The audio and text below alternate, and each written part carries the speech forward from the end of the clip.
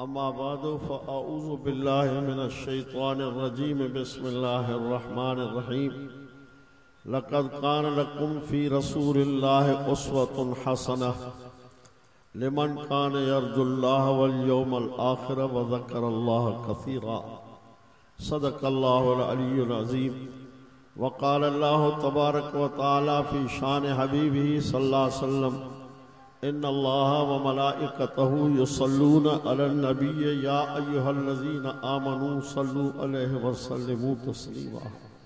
सब सलात शरीफ पढ़ो। अल्लाहुम्मा सल्लि अला सय्यदिना मुहम्मदिन नबिय्यिल उम्मी व आलिहि व अस्हाबिहि व बारिक व सल्लिम अदद कुल्ल मालूम लक दाइमन अबदन अबदा। मुअज़्ज़ज़ हाज़रीन, अल्लाह रब्बुल आलमीन जो तव्हां असां समूरनि जे मथां ख़ुसूसी एहसान थियो आहे जो क़ुरान मजीद जे वाइज़ो नसीहत में अचण जी तौफ़ीक़ अता फ़रमाई। अल्हम्दुलिल्लाह स्टेज ते काफ़ी उलमा मौजूद आहिनि, इन करे मुख़्तसर मां ॿ ॻाल्हियूं करे पोइ तव्हां खां इजाज़त वठंदुमि। मुंहिंजे पाक पैगम्बर सभु चओ सल्लल्लाहु अलैहि वसल्लम जे लाइ अल्लाह ताला क़ुरान करीम जी इन आयत में फरमायो त तव्हांजे लाइ महबूब करीम में सुहिणियूं ॻाल्हियूं मौजूद आहिनि, सुहिणा अखलाक मौजूद आहिनि उन शख़्स लाइ जेको अल्लाह साईं सां मिलण जी उमेद रखे थो, क़यामत जे ॾींहं जे मिलण जी उमेद रखे थो। व ज़करल्लाह कसीरा, ऐं अल्लाह साईं खे घणो यादि करे थो। तव्हां असां जेसि ताईं पंहिंजे रब खे यादि न कंदासीं तेसि ताईं चाढ़ो न थींदो।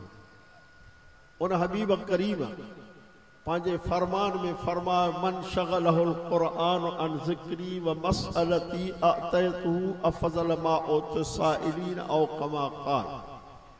फरमायो मुंहिंजो ओ उम्मती जेको क़ुरान करीम जे दौर में मसरूफ़ आहे, क़ुरान करीम जी तिलावत थो करे, ॿियो ज़िक्र नथो करे, हथ खणी अल्लाह साईं खां का शइ घुरे बि नथो, रब पाक फरमाए थो जेको मुंहिंजो बाणणो क़ुरान जी तिलावत थो करे अतैतुहु अफ़ज़ल मा उत साइलीन, जेतिरो मां घुरंदड़नि खे ॾींदुमि उन खां वधीक उन्हनि खे ॾींदुमि जेके क़ुरान जी तिलावत कनि।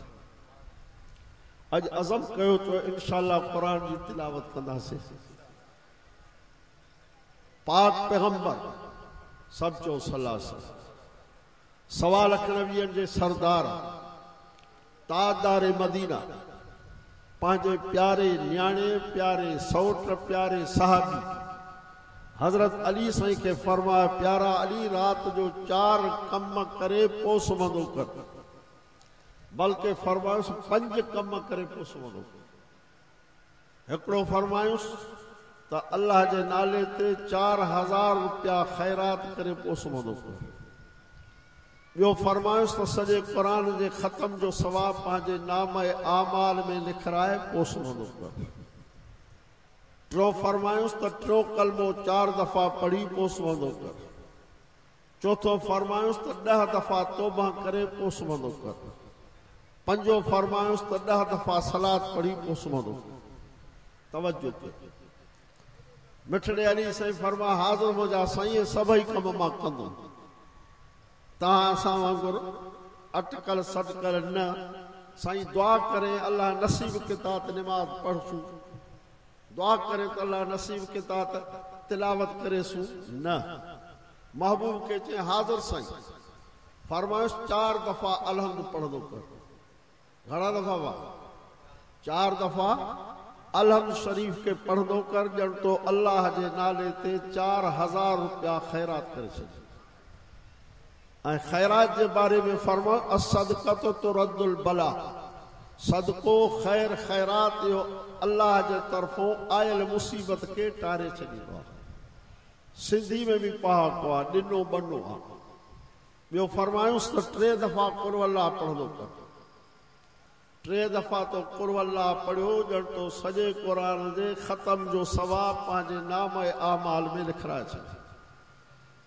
मां अर्ज़ ही कंदो रहंदो आहियां जीअं त असांखे ॿुधायो वियो त ईसाल सवाब जे लाइ प्रोग्राम आहे असांजे वॾड़नि जे लाइ ईसाल सवाब असांजे मथां रोज़ानो हक़ आहे त रोज़ असां पंहिंजे वॾड़नि जे रूह खे ईसाल सवाब कयूं लिखियो पियो आहे किताबनि में जेको शख़्स आयतुल कुर्सी खे हिकिड़ो भेरो ॾिए कुल अल्लाह खे 3 भेरा ॾिए पोइ पंहिंजे वॾड़नि खे कलमे पढ़ंदड़ मुस्लमान जे रूह खे ईसाल सवाब करे महबूब करीम फरमायो अल्लाह ताला उन्हनि मोमिननि मुस्लमाननि जे क़ब्रुनि में नूर दाख़िल थो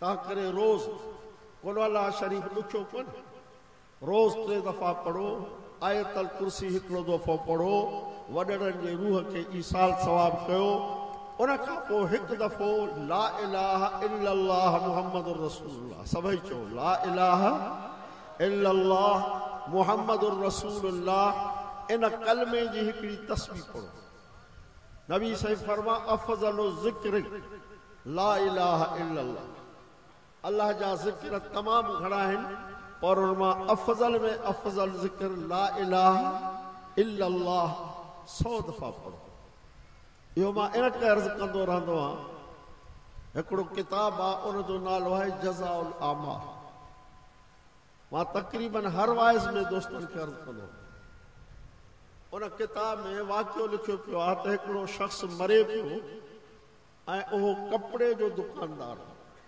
माइट चवणु पिया कलमो त पढ़ चए मुंहिंजे दुकान में फलाणे पासे ॾांहुं ॾाढो भलो कपिड़ो पियो अथव वरी चवणु पिया कलमो त पढ़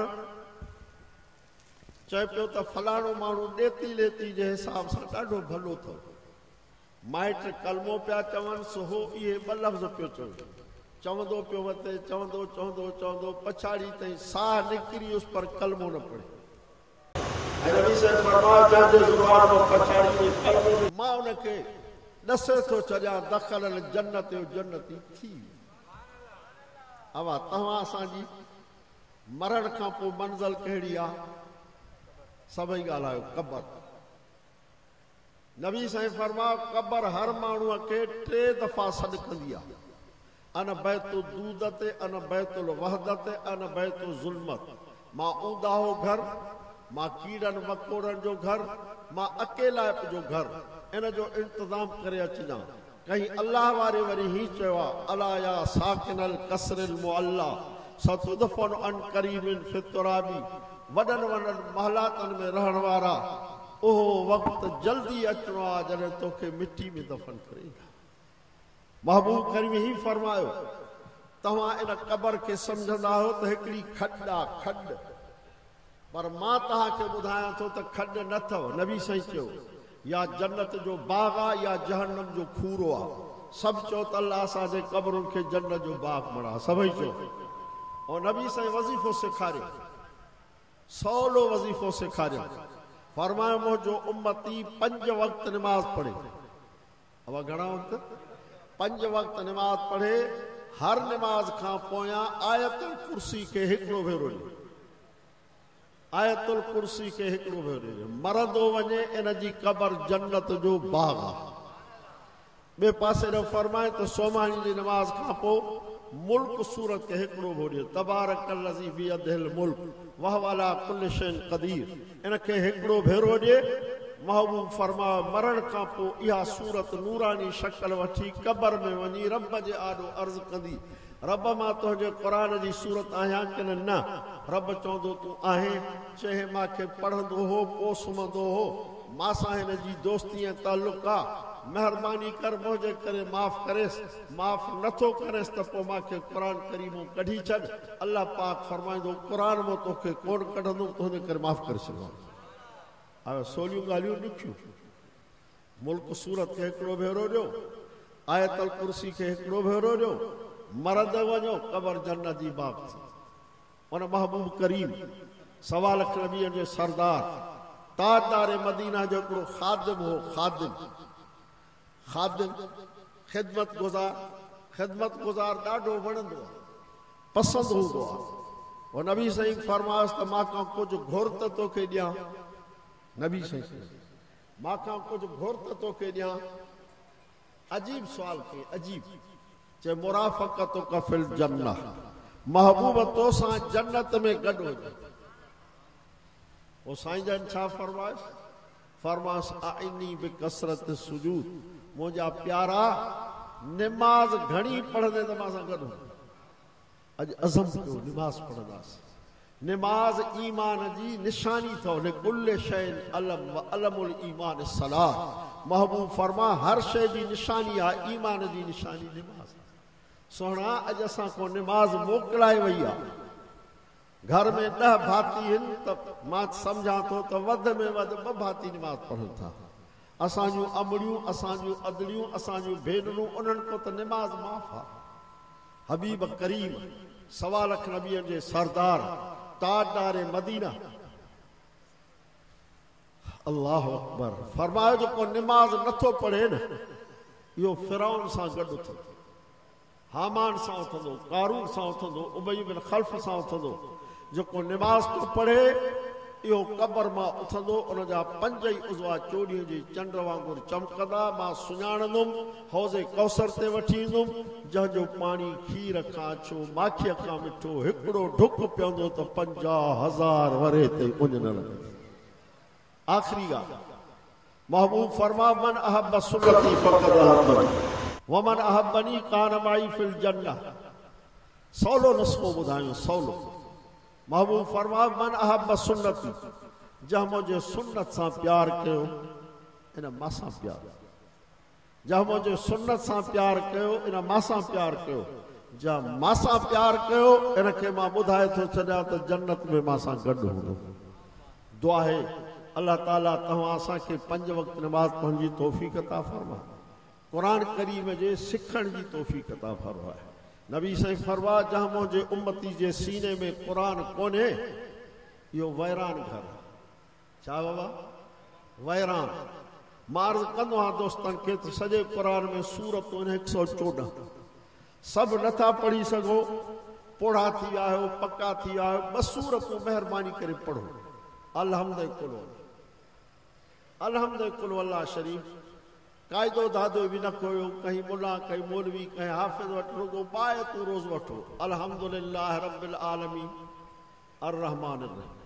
सॼो ॾींहुं पंहिंजो कमु बि कयो, इहो रुगो विर्द कंदा वठो। इंशाअल्लाह हफ़्ते में 2 सूरतूं तव्हांखे अची वेंदियूं। यकीन आहे रब जे रहमत में त इंशाअल्लाह इहो क़यामत जे ॾींहुं क़ुरान जे पढ़ियलनि सां उथंदो। मां तव्हांखे ॿुधायो त नबी से मिठड़े अली खे 5 ॻाल्हियूं चयूं। हिकु त 4 दफ़ा अलहम्द पढ़। 4 दफ़ा अलहम्द पढ़ण सां 4000 ख़ैरात जो सवाब। उन किताब में लिखियो पियो आहे त उन माण्हूअ जे नामे आमाल में क़ुरान जे 2 ख़तमनि जो सवाब। माना 2 दफ़ा पढ़े त ख़तम, 4 दफ़ा पढ़े त ख़तम। टियों कलमो सुभान अल्लाह वल्हम्दुलिल्लाह इहो 4 दफ़ो पढ़ंदो। 10 दफ़ा तौबा कंदो कर, छो त असां ठहियल ई ख़ता ऐं गुनाह कयूं। नबी साईं फरमा तूबा लिमन वजद फी सहीफ़ती इस्तिग़फ़ारन कसीरा। मां पंहिंजे उन उम्मती खे मुबारक थो ॾियां जंहिंजे नाम ऐं आमाल में तौबा घणी लिखियल ऐं तौबा जा लफ़्ज़ नबी सेखारिया आहिनि अस्तग़फिरुल्लाह अल्लज़ी ला इलाहा इल्ला हुवल हय्युल क़य्यूम व अतूबु इलैह। फरमाए जेको मुंहिंजो उम्मती इहे लफ़्ज़ 3 दफ़ा चवंदो न मुंहिंजे नाम ऐं आमाल में अल्लाह साईं वारी जेतिरा बि सग़ीरा गुनाह सभु माफ़ करे छॾे। पर मां चवंदो आहियां न अचे। अल्लाह साईं सभु ॿोलियूं सम्झंदो आहे।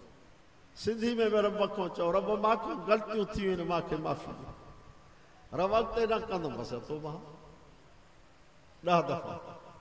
10 दफ़ा सलात पढ़ंदा कयो। नबी साईं फरमायो जेको मुंहिंजे मथां हिकिड़ो दफ़ो सलात पढ़ंदो त 10 रहमतूं रब मोकिलींदुसि।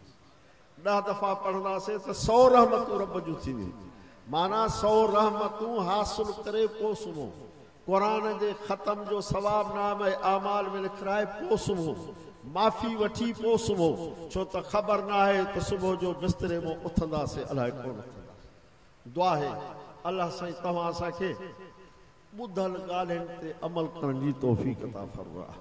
अल्लाह साईं हिन ॻोठड़े खे वधीक पंहिंजे रहमत सां आबाद फरमाए।